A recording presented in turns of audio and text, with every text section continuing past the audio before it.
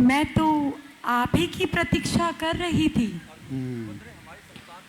सुभद्रे, मैं विचार कर रहा था कि हमारी संतान को युद्ध की सारी नीतियों का ज्ञान होना चाहिए, जिसमें सबसे कठिन होता है चक्रव्यूह का भेदन।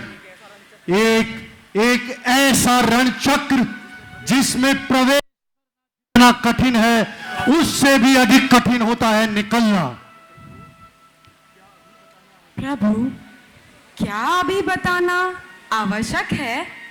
अभी तो रात्रि और विश्राम का समय है और मैं बहुत थकी हुई हूँ।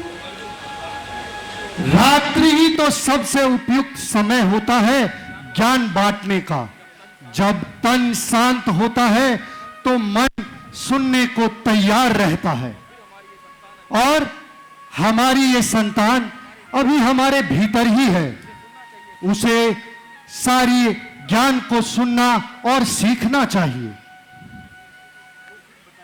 तो फिर बताइए ना प्रभु, आपके श्रीमुख से शस्त्रों की कथा सुनना मानो कोई रागिनी सुन रही हूं।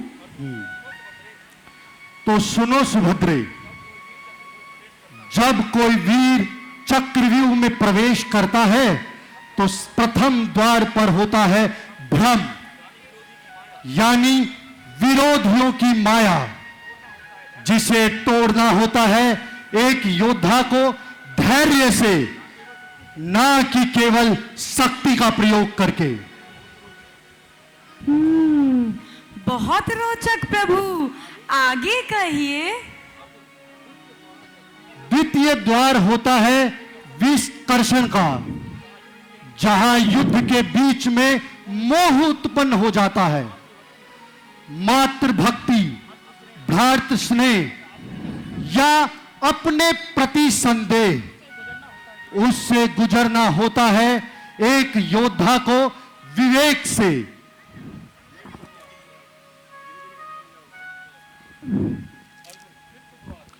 तृतीय द्वार होता है विस्मृति का, जहां एक योद्धा अपने लक्ष्य को भूलने लग जाता है।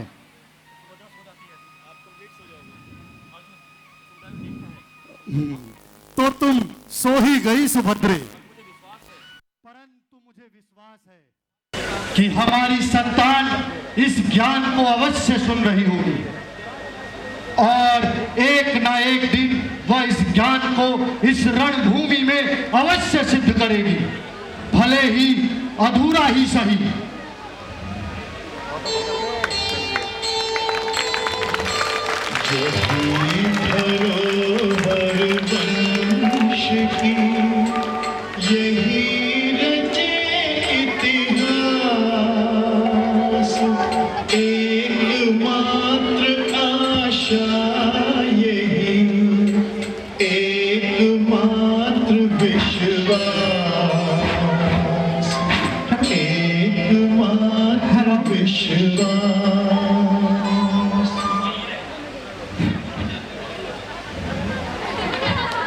उसका माइक